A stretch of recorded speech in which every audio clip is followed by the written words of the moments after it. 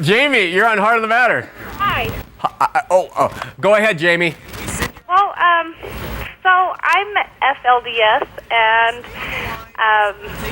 I wanted to say that we're better Mormons than the Mormons are. You I know are. we get a bad rap. Everybody says, oh, those crazy people down south. Yeah. But we didn't change our garments when Brigham Young said they're not to be changed or altered to match today's fashions. Yep. We still consecrate all of our possessions to our church. Yep.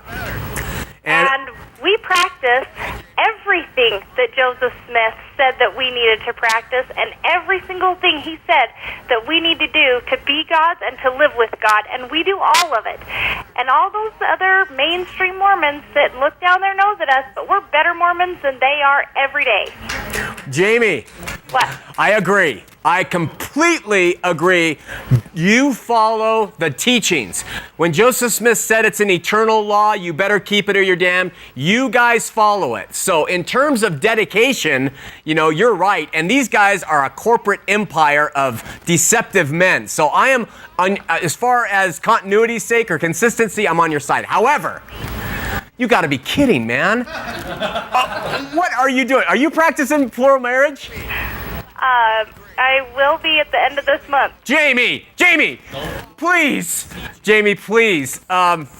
Just think about this for a minute. Just for a minute, okay? When God created Adam and Eve, it wasn't Adam and Eve and Jane.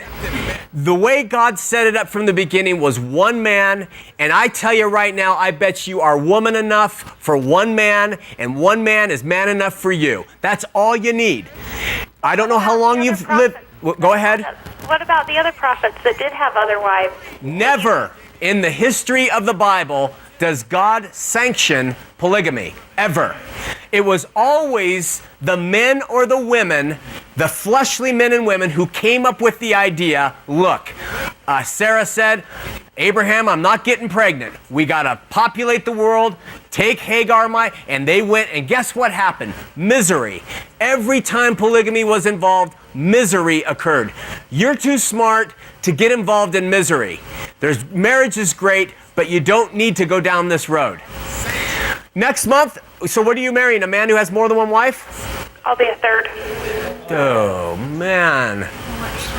Have you ever watched Thursday Nights with Doris Hanson? Yeah, I know Doris. Well, don't you think she has some things to say that could reach you? Well, Doris left, so she's just angry. Well, let me ask you something, Jamie. What is the benefit, and what does God want from you going in and being the third wife of another man? What is he trying to do for you in your life that you need to do this?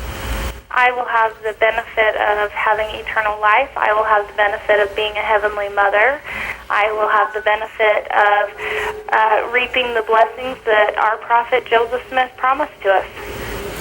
Okay, and have you ever been able to study what I just gave you some examples about polygamy in the Bible? Have you ever been able to see it in that way, or do you just believe them when they say the Old Testament prophets practiced it, therefore it's true?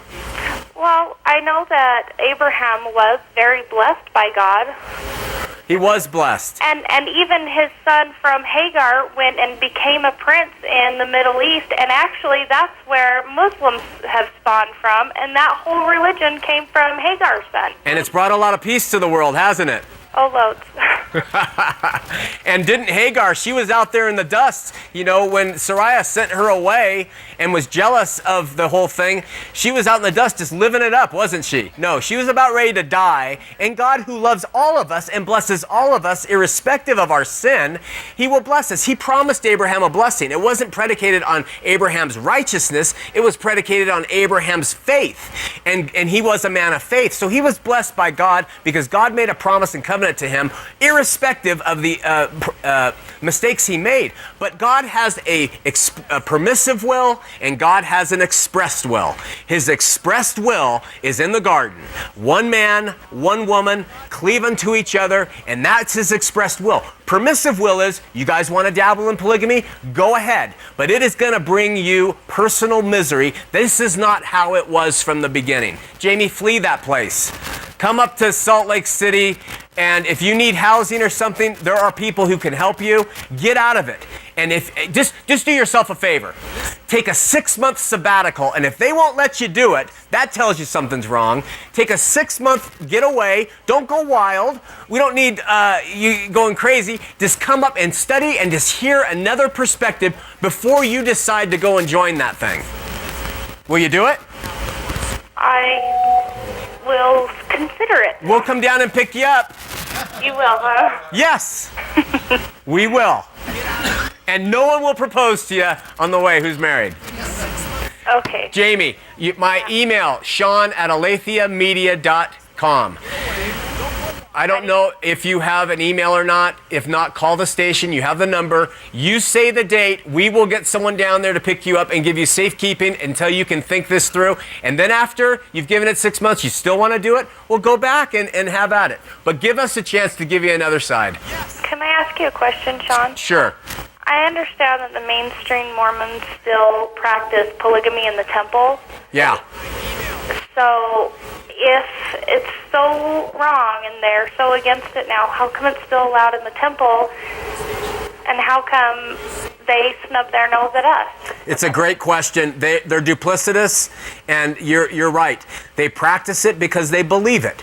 Every man in the hierarchy in mainstream Mormonism believes it. They look for it, just like the Muslims believe in 70 virgins if they die for the cause. Mormon faithful men believe they're going to have an extra 1 or 2 or 3 wives, and so they spiritually practice it. And you're right, it is a contradiction.